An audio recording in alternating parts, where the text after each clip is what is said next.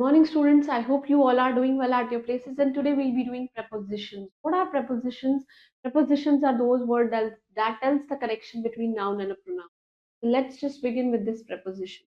So the title of our chapter is prepositions. देखिए what are prepositions?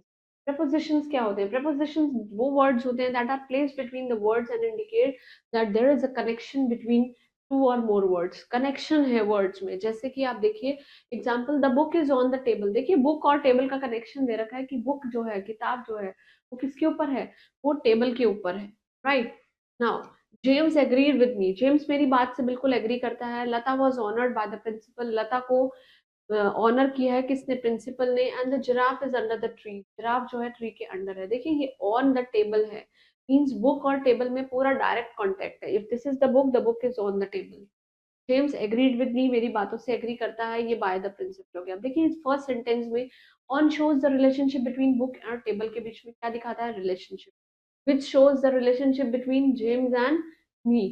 Y shows the relationship between Lata and principal, whereas giraffe shows the relationship between tree. Giraffe यानी under shows the relation. Now what are the kinds of prepositions that we will be studying? देखिए first we will be studying about the preposition, उनका meaning.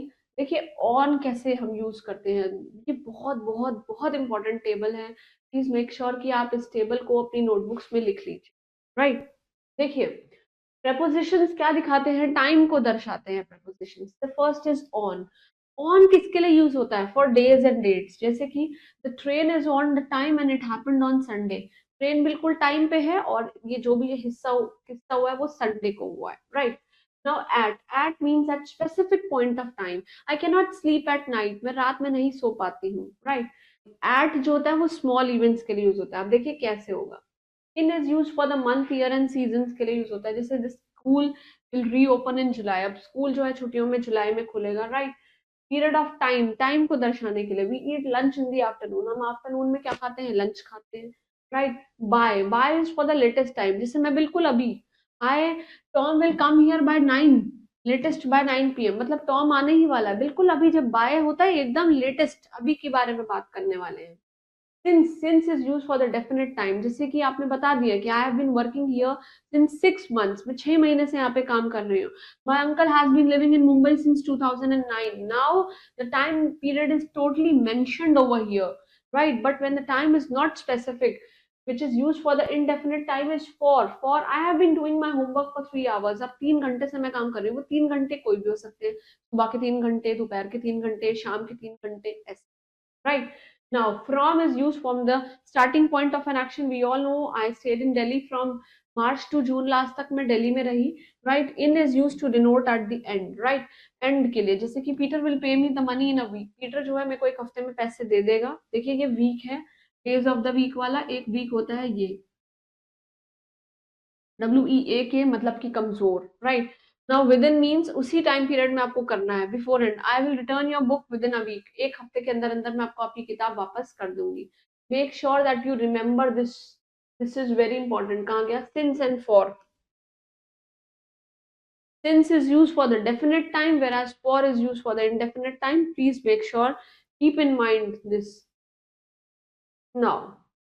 Now कुछ prepositions होते हैं जो location के लिए use होते हैं। जैसे कि at is use with the names of villages और with an exact point of place. जब भी आप छोटे एरिया के बारे में बात करते हैं तो एट, जैसे कि अमित लिव्स एट हापुड़। हापुड़ एक टाउन है।